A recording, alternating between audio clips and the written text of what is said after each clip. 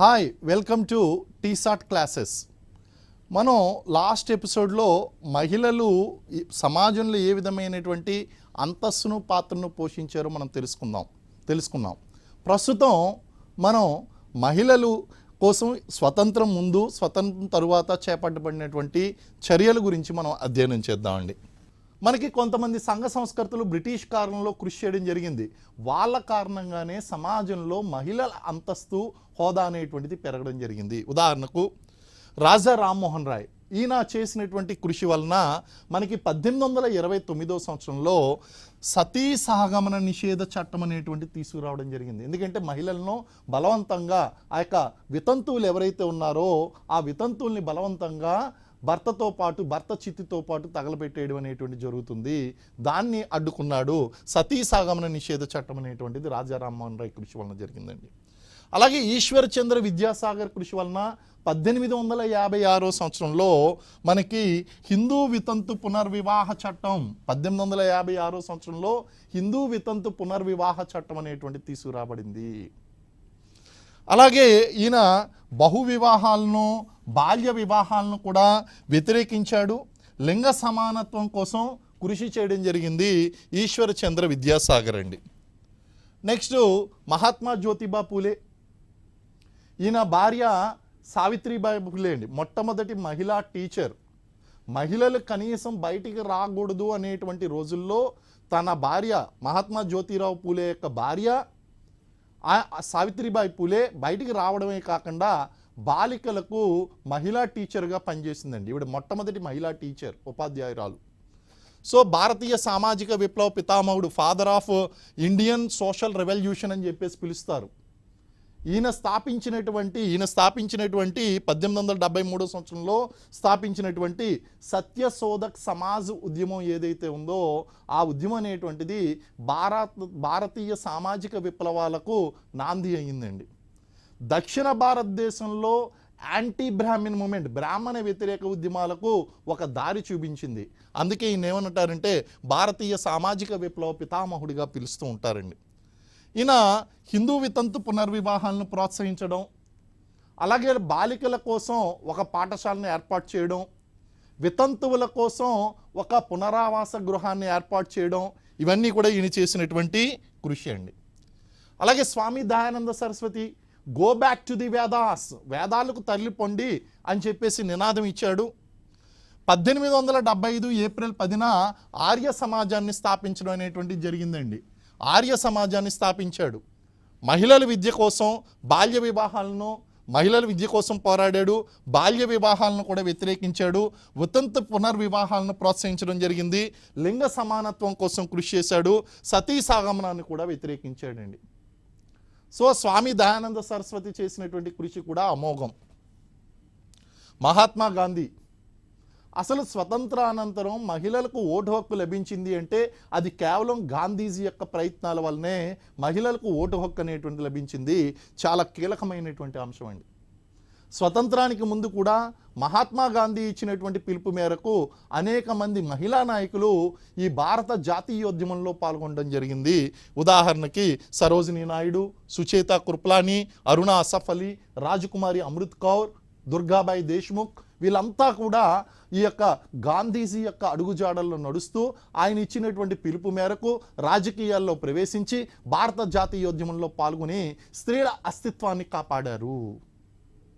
So ఈ విధంగా అనేక మంది మనకి కృషి చేయడం జరిగింది. పండిత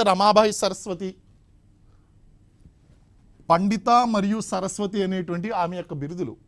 సో పండిత రమాబాయి సరస్వతి ఈవిడ 1889 సంవత్సరంలో శారదా సదన్ని ప్రారంభించడం జరిగింది. అలాగే 1898లో పూణేలో ముక్తి మిషన్, మహిళల కోసం ముక్తి మిషన్ అనేటువంటిది ప్రారంభించారు. Stree Dharmaniti, the high calling of Indian women అనేటువంటి పుస్తకాలను ఆమె రచించిందండి. పండిత మరియు సరస్వతి అనేటువంటిది ఆవిడికి ఇచ్చినటువంటి బిరుదులు. స్వామి దయానంద సరస్వతి అనే విధంగా అయితే పిలిచారో అలాగే ఈవిని కూడా రమాబాయి సరస్వతి అని పిలవడం జరిగిందండి. నెక్స్ట్ విద్యాగౌరీ నీలకంఠ్ విషయంలో దగ్గర చూస్తే అహ్మదాబాద్లో ఆల్ ఇండియా ఉమెన్ కాన్ఫరెన్స్ని ప్రారంభించినటువంటి వ్యక్తి. అలాగే కులాంతర వివాహాలకు ప్రోత్సాహం ఇచ్చి ఆమె స్వయంగా కులాంతర వివాహాన్ని చేసుకుందండి. విద్యాగౌరి నీలకంఠు ఆమె స్వయంగా కులాంతర వివాహాన్ని చేసుకోవడం జరిగింది. అలాగే శారద చట్టాన్ని అమలుకు కృషి చేసింది. మనకి రావ్ బహదూర్ హలవిరాజ్ శారదా ఈ చట్టం వెనకాల ఉన్నారు. 1929లో తీసుకొచ్చినటువంటి బాల్య వివాహాల నిషేధ చట్టాన్ని శారద చట్టం అని పిలవడానికి గల కారణం ఏంటి అంటే రావ్ బహదూర్ హర్విలాస్ శారదా అనేటువంటి వ్యక్తి యొక్క కృషి వలన వచ్చింది. సో ఈ శారద చట్టం యొక్క అమలు కోసం కృషి చేసింది విద్యాగౌరి నీలకంఠ కూడా దీని వెనకాల ఉన్నారు.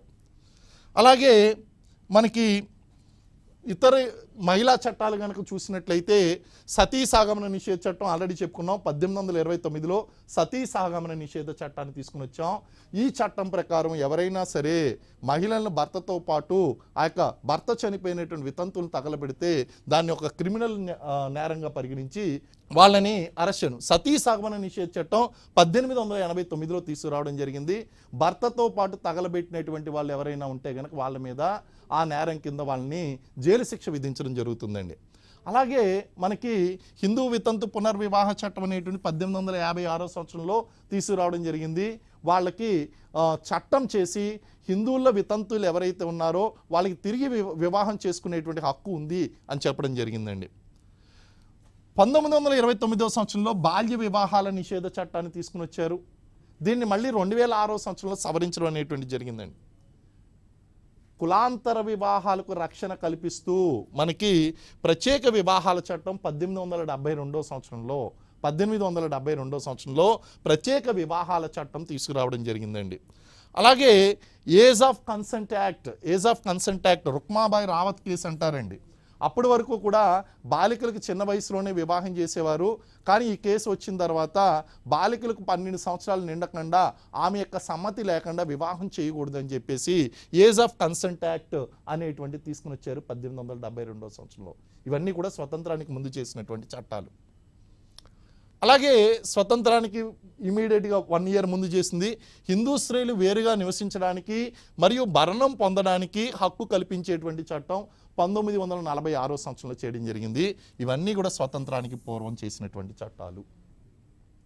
స్వతంత్రం తరువాత ఈ ప్రస్థానం కొనసాగిందండి మహిళల కోసం చేసేటువంటి చట్టాలు. ముఖ్యంగా కనీస వేతనాల చట్టం అంటే వాళ్ళకి కనీసం ఇవ్వాల్సినటువంటి స్త్రీలకు ఇవ్వాల్సినటువంటి ఆ యొక్క మినిమం వేజెస్ ఏదైతే ఉన్నాయో దాన్ని కల్పిస్తూ 1948లో చట్టం చేయడం జరిగిందండి. సమాన వేతనాల చట్టం కనుక అడిగినట్లయితే సమాన వేతనాలు అనేటువంటిది సమాన వేతనం 1976 అండి.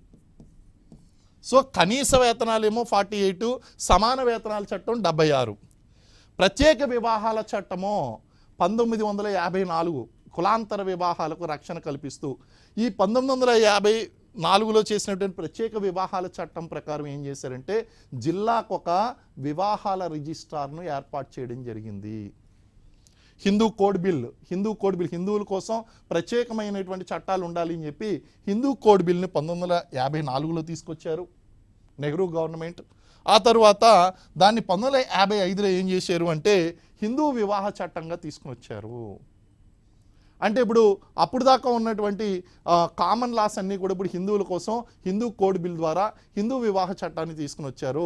ఆ హిందూ వివాహ చట్టం ద్వారా ఏంటి అంటే హిందూ సమాజంలో ఉండేటువంటి బహు వివాహాలను ఖండించి ఏక వివాహాన్ని తప్పనిసరి చేసినటువంటి చట్టము.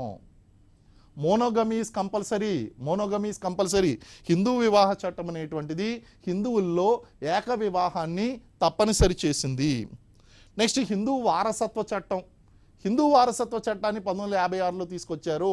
పురుషులతో పాటు స్త్రీలకు కూడా వారసత్వపు హక్కులను కలగజేస్తూ 1956లో హిందూ సక్సెషన్ యాక్ట్ హిందూ వారసత్వ చట్టం అనేటువంటిది చేయడం జరిగింది.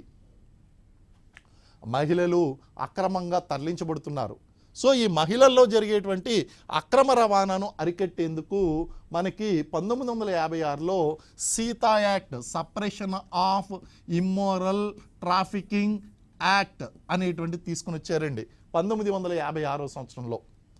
అలాగే ఈ దత్తతకు సంబంధించినటువంటి పోషణకు సంబంధించినటువంటి అంశాలను తీసుకొస్తూ అక్కడ హిందూ దత్తత మరియు పోషణ చట్టం 1956లోనే తీసుకొచ్చారు.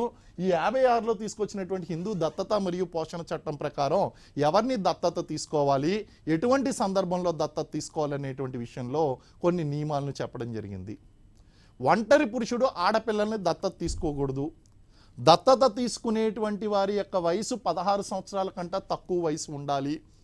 ఇలాంటి కొన్ని అంశాలు. అలాగే భార్య యొక్క అనుమతి లేకుండా భర్త పిల్లల్ని దత్తత తీసుకోకూడదు. ఇలాంటి కొన్ని అంశాలు పొందుపరచడం జరిగిందండి. నెక్స్ట్ వరకట్న నిషేధ చట్టము డోవరీ అబాలిషన్ ఆఫ్ డోవరీ యాక్ట్ అండి. వరకట్న నిషేధ చట్టం 1961 అండి. జూలై 1, 1961 రోజున దీన్ని ఇంప్లిమెంటేషన్లో తీసుకురావడం జరిగింది. ఈ చట్టం ప్రకారము ఎవరైనా సరే కట్నం తీసుకున్నట్లయితే నేరంగా పరిగణించడం జరుగుతుంది. అదేవిధంగా ప్రసూతి సౌకర్యాల చట్టం మెటర్నిటీ బెనిఫిట్స్ యాక్ట్ 1961 అండి. 1961లో మెటర్నిటీ బెనిఫిట్ యాక్ట్స్ అనేటువంటి తీసుకురావడం జరిగింది. ఈ చట్టం ప్రకారం ఏంటి అంటే వాళ్ళకి 3 నెలల వేతనంతో కూడినటువంటి 12 వారాల వేతనంతో కూడినటువంటి సెలవులు ఇచ్చేవారు ఎవరైతే గర్భిణీ స్త్రీలు ఉన్నారో. అయితే దాన్ని సవరణ చేసి 2016లో దాన్ని ఏం చేశారంటే 6 నెలలు అంటే 24 వారాల పాటు ఆ యొక్క వేతనంతో కూడినటువంటి సెలవులను పొడిగించడం జరిగింది. Maternity benefits act 1961. ఇవన్నీ మహిళల కోసం చేసినటువంటి చట్టాలు. అలాగే లింగ ఎంపిక అనేటువంటి జరుగుతుంది, లేదా గర్భ విచ్ఛిత్తి జరుగుతుంది. లింగ ఎంపిక కారణంగా గర్భ విచ్ఛిత్తి చేయించకుండా ఉండడం కోసం ఏం చేశారంటే MTP act, medical termination of pregnancy act, అంటే గర్భ విచ్ఛిత్తి చట్టము అనేటువంటిది 1971లో తీసుకురావడం జరిగింది. ఇందులో నియమాలు పెట్టారు. తల్లికి కానీ బిడ్డకు కానీ ప్రాణానికి ప్రమాదం ఉన్నప్పుడు, లేదా ఏదైనా ప్రత్యేక సందర్భాల్లో కోర్టు అనుమతి ఇచ్చినప్పుడు అర్హత కలిగినటువంటి ఎంబీబీఎస్ డాక్టర్ ద్వారా మాత్రమే ఈ గర్భ విచ్ఛిత్తి అనేటువంటి జరగాలి అని చెప్పి కొన్ని నియమాలు తీసుకురావడం జరిగిందండి. 1984లో స్త్రీలకు న్యాయం చేయడం కోసం స్త్రీల కోసం ప్రత్యేకమైనటువంటి కోర్టుల్ని ప్రారంభించడం జరిగింది. కారణం ఏంటి అంటే వీళ్ళకు ఉన్నటువంటి ఈ యొక్క గృహహింస కేసులు కానీ, లేదా ఆస్తి వివాదాలు కానీ, వారసత్వపు హక్కులు కానీ, ఇటువంటి అంశాల మీద న్యాయం, విడాకులు కేసులు కానీ ఇలాంటి అంశాల మీద న్యాయం జరగడం కోసం మహిళల కోసం కుటుంబ న్యాయస్థానాల చట్టం చేయడం జరిగింది 1984 సంవత్సరంలో. జిల్లాకు ఒక కుటుంబ న్యాయస్థానాన్ని ఏర్పాటు చేశారు. అలాగే మహిళల పట్ల అమర్యాదపూర్వక వర్ణన చేయడం నిషేధిస్తూ 1986లో indecent projection of women act అనేటువంటిది చేయడం జరిగింది. కారణం ఏంటి అంటే అప్పుడే ఈ వాణిజ్య సంస్కృతి అనేటువంటిది అభివృద్ధి చెందుతుంది.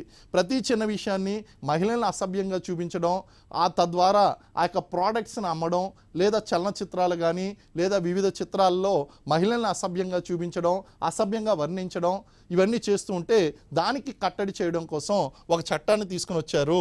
మహిళల అమర్యాదపూర్వక వర్ణన నిషేధ చట్టము 1986లో తీసుకొచ్చారు. అలాగే 73, 74 రాజ్యాంగ సవరణలు చేసి రాజ్యాంగ సవరణ చట్టం 1992లో చేయడం జరిగింది. ఈ స్థానిక స్వపరిపాలనా సంస్థల్లో మహిళలకు 33% రిజర్వేషన్ అనేటువంటిది ఇవ్వడం జరిగిందండి. దీన్ని ఆంధ్ర తెలంగాణలతో కలిపి, తెలంగాణ రాష్ట్రం ఆంధ్ర రాష్ట్రంతో కలిపి దాదాపు అన్ని రాష్ట్రాల్లోనూ ఈ యొక్క స్థానిక సంస్థల్లో మహిళలకు ఉన్నటువంటి రిజర్వేషన్ని 50% పెంచడం అనేటువంటిది కనిపిస్తుంది. అలాగే 2005లో మహిళలకు ఒక అద్భుతమైనటువంటి చట్టం తీసుకొచ్చారు. The protection of women from domestic violence, గృహహింస నిరోధక చట్టము. ఈ చట్టం ద్వారా మహిళలకు 4 రకాలైనటువంటి హింసల నుంచి రక్షణ కల్పిస్తుందండి. భౌతిక హింస, మానసిక హింస, ఆర్థిక హింస, లైంగిక హింస అని 4 రకాల హింసల నుంచి మహిళలను కాపాడడం అనేటువంటి జరుగుతుంది. గృహంలో నివసించేటువంటి ఏ మహిళకైనా సరే ఈ చట్టం వర్తిస్తుంది. 2005 సంవత్సరంలో ఈ యొక్క the protection of women from domestic violence act అనేటువంటి తీసుకురావడం జరిగిందండి. అలాగే బాల్య వివాహ చట్టానికి 1929లో తీసుకొచ్చినటువంటి చట్టానికి సవరణ చేస్తూ 2006లో మళ్ళీ బాల్య వివాహాల నిషేధ చట్టం అనేటువంటి చేయడం జరిగింది.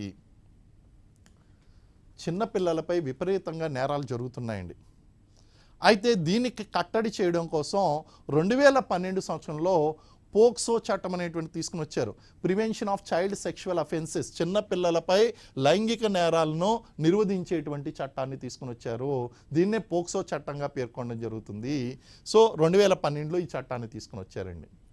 అలాగే నిర్భయ చట్టం, ఎప్పుడైతే 2012 డిసెంబర్ నెలలో నిర్భయ సంఘటన జరిగిందో అక్కడ జస్టిస్ జేఎస్ వర్మ కమిషన్ ఏం చేసింది అంటే ఆ క్రిమినల్ లాలో ఉన్నటువంటి లోపాలను సవరిస్తూ ఒక అమెండ్మెంట్ చట్టాన్ని తీసుకుని వచ్చింది.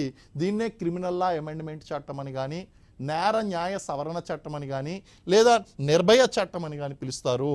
2012లో ఇన్సిడెంట్ జరిగింది, 2013లో చట్టం తీసుకురావడం జరిగిందండి.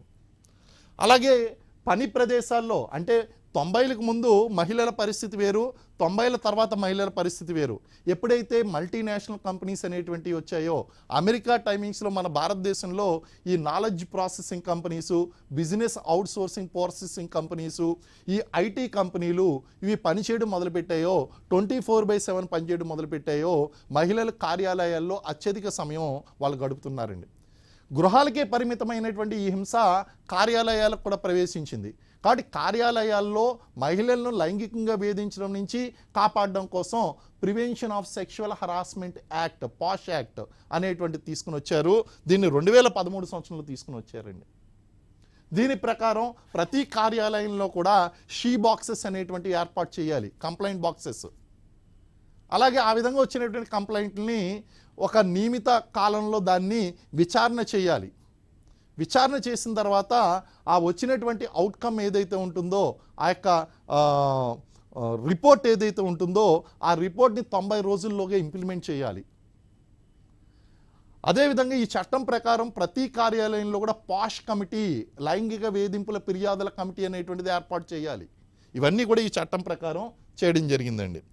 అలాగే లేటెస్ట్గా కనుక చూస్తే చట్టసభల్లో మహిళలకు 33% రిజర్వేషన్ ఇవ్వడం కోసం 33% రిజర్వేషన్లు ఇవ్వడం కోసం ఈ యొక్క 2023లో మహిళా రిజర్వేషన్ చట్టం అనేటువంటి తీసుకురావడం జరిగింది.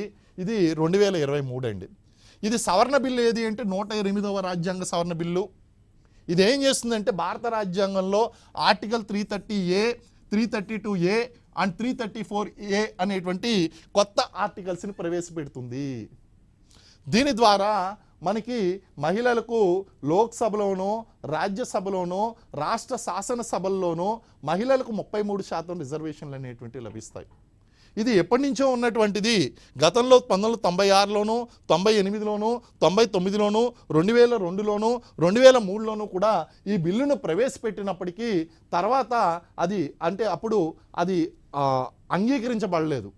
కానీ ఇది పూర్తిగా మనకు 2003లో అది చట్టంగా చేయడానికి అది తీసుకుంది. నెక్స్ట్ డీలిమిటేషన్ తర్వాత మహిళలు ఈ అవకాశాన్ని పొందబోతున్నారండి.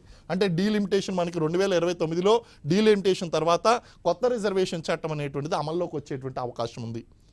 సో ప్రస్తుత లోక్సభలో మహిళల యొక్క ప్రాతినిధ్యం కనుక చూసినట్లయితే మనకి 14.94% మాత్రమే ఉంది. అలాగే రాజ్యసభలో వాళ్ళ యొక్క రిప్రజెంటేషన్ కనుక చూసినట్లయితే 14.5% ఉంది. రీసెంట్ ఎలక్షన్స్లో వాళ్ళ రిప్రజెంటేషన్ చూస్తే దీన్ని ఇప్పుడు 33%కి పెంచాలి అని చెప్పి బిల్లు తీసుకురావడం జరిగింది. ఎప్పుడైతే మహిళలు రాజకీయంగా సాధికారత సాధిస్తారో ఆటోమేటిక్గా వాళ్ళు సాధికారత ఎంపవర్మెంట్ అనేటువంటి దిశగా అడుగులు వేస్తారండి. నెక్స్ట్ మనకి లింగ సమానత్వం అనేటువంటిది ఏ విధంగా ఉంది అనేటువంటి దాని మీద కాంపిటేటివ్ ఎగ్జామ్స్లో మీకు క్వశ్చన్ వచ్చేటువంటి అవకాశం ఉంటుందండి. Global gender gap index 2023 report కనుక మనం చూసినట్లయితే ఈ రిపోర్ట్ 2024లో వెలువడింది. మొత్తం 146 దేశాలు ఇందులో పాల్గొన్నాయి. ఇందులో భారతదేశం యొక్క ర్యాంకింగ్ 129 ఇంపార్టెంట్. అలాగే 2022లో మనం చూసినట్లయితే 108వ స్థానంలో ఉంది. 2021లో 122వ స్థానంలో ఉంది. ఇవన్నీ కూడా భారత యొక్క స్థానాలండి.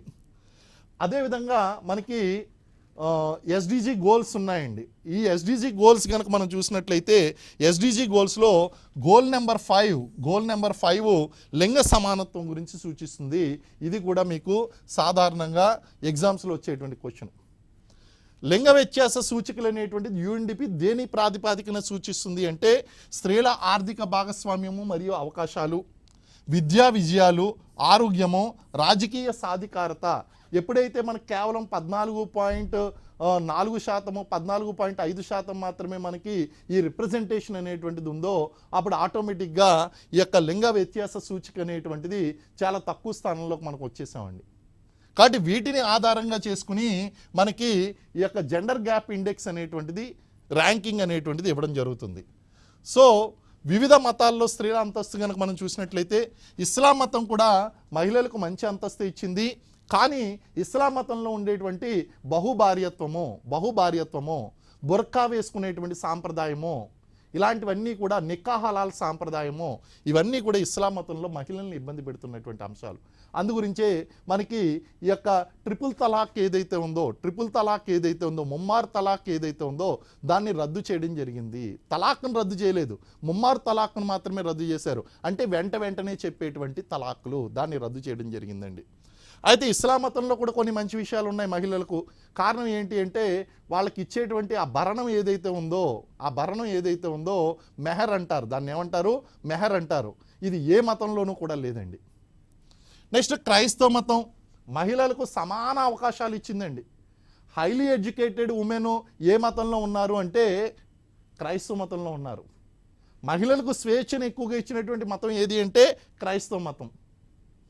అలాగే బౌద్ధ జైన మతాలు ఈక్వాలిటీ ఇచ్చాయి అని మనం చెప్పుకున్నాం. అలాగే సిక్కు మతం కనుక చూసినట్లయితే సిక్కు మతం కూడా మహిళలకు మంచి అవకాశాలు ఇచ్చినాయండి. కర్మకాండల్లో పాల్గొనేటువంటి అవకాశం, పురుషులతో పాటు స్త్రీలు కూడా కర్మకాండల్లో పాల్గొనవచ్చు, మత పెద్దలుగా ఉండొచ్చు, కుటుంబ పెద్దగా కొనసాగవచ్చు. ఇలాంటి అవకాశాలన్నీ కూడా మహిళలకు ఇచ్చినప్పటికీ వాళ్ళ సమాజంలో కూడా సిక్కు సమాజంలో కూడా వరకట్న సమస్య అనేటువంటిది ఉంది. సతీ సాగమనం అనేటువంటిది వాళ్ళు కూడా కొంతకాలం కొనసాగించారు. దీంతోపాటు వితంతు పునర్వివాహం మీద ఆంక్షలు అనేటువంటివి కనిపించాయి. ఇవన్నీ కూడా ట్రెడిషనల్ సిక్ సొసైటీలో ఉన్నటువంటి సమస్యలు.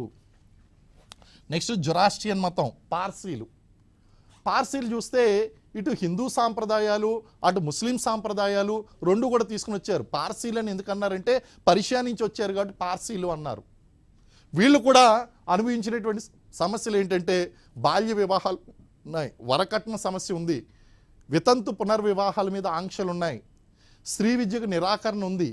ఇవన్నీ కూడా వీళ్ళ సమాజంలో ఉన్నటువంటి మహిళలు అనుభవిస్తున్నటువంటి సమస్యలండి. సో వీళ్ళ సమాజంలో కూడా కుర్సెంజీ, మెకంజీ, దాదాబాయి నౌరోజీ మొదలైనటువంటి సంఘ సంస్కృతుల యొక్క కృషి వలన ప్రస్తుతం వాళ్ళ యొక్క అంతస్తు అనేటువంటిది అభివృద్ధి చెందింది. ఈ విధంగా వివిధ మతాల్లో మహిళలకు మంచి అవకాశాలు ఉన్నాయి, కొన్ని ఇబ్బంది పెట్టినటువంటి అంశాలు ఉన్నాయండి. మహిళలకు సంబంధించినటువంటి 2011 జనాభా లెక్కలు కనుక మనం తీసుకున్నట్లయితే భారతదేశంలో అంటే ప్రస్తుతం మీరు 2011 జనాభా లెక్కలే మీరు చూసుకోవచ్చు. మళ్ళీ సెన్సస్ రిపోర్ట్ వచ్చేంత వరకు దీన్ని ఫాలో అవ్వచ్చండి. 2011 జనాభా లెక్కలు కనుక చూసినట్లయితే భారతదేశం యొక్క మహిళల జనాభా 58.75 కోట్లు. అందులో అక్షరాస్యత 65.46%. And MMR maternity mortality rate ప్రతి లక్షకి 178. అండ్ శిశు మరణాల సంఖ్య 1000కి 42. మీరు ఒకటి గుర్తుపెట్టుకోండి, ప్రసూతి మరణాలు అనేటువంటి ఎప్పుడు కూడా 1,00,000 క్యాలిక్యులేట్ చేయడం జరుగుతుంది, శిశు మరణాలు అనేటువంటిది 1000 క్యాలిక్యులేట్ చేయడం జరుగుతుందండి. లింగ నిష్పత్తి ప్రతి 1000 మంది పురుషులకు కేవలం 943 మంది స్త్రీలు మాత్రమే ఉన్నారు. తెలంగాణ అంశాలు కనుక మనం చూసినట్లయితే తెలంగాణలో మహిళా జనాభా 1.74 కోట్లు, అక్షరాస్యత 57.99%. దేశ యావరేజ్ కన్నా తక్కువగా ఉంది. ఈ విషయంలో మనం ఇప్పుడు ఎక్కువగా కృషి చేస్తున్నాం కాబట్టి ఇది ఇంప్రూవ్ అయ్యేటువంటి అవకాశం ఉందండి. లింగ నిష్పత్తి కనుక చూసినట్లయితే ప్రతి 1000కి 988 మహిళలు ఉన్నారు. అంటే దేశ యావరేజ్ మీద తెలంగాణ యావరేజ్ బాగుంది అని అర్థం చేసుకోవాలండి. ప్రసూతి మరణాలు కూడా నేషనల్ యావరేజ్ మీద మనం మెరుగైనటువంటి స్థితిలోనే ఉన్నాం. 1,92 మరణాలు సంభవిస్తున్నాయి. శిశు మరణాలు కూడా నేషనల్ యావరేజ్ మీద తక్కువే ఉంది. శిశు మరణాలు 1000కి 39 సంభవిస్తున్నాయి. ఇవి తెలంగాణ పరంగా 2011లో ఉన్నటువంటి మహిళలకు సంబంధించినటువంటి కొంత ఇంపార్టెంట్ డేటా. ఈ విధంగా మన కాంపిటేటివ్ ఎగ్జామ్స్లో మహిళల గురించి మనకి టాపిక్స్ అనేటువంటి వచ్చేటువంటి అవకాశం ఉంది. వీటి మీద కనుక మీరు అవగాహన తెచ్చుకున్నట్లయితే ఎగ్జామ్లో ఖచ్చితంగా ఆన్సర్ చేస్తారు. నెక్స్ట్ ఎపిసోడ్లో మరొక ఇంట్రెస్టింగ్ టాపిక్తో మళ్ళీ మనం కలుసుకుందాం. Thank you very much.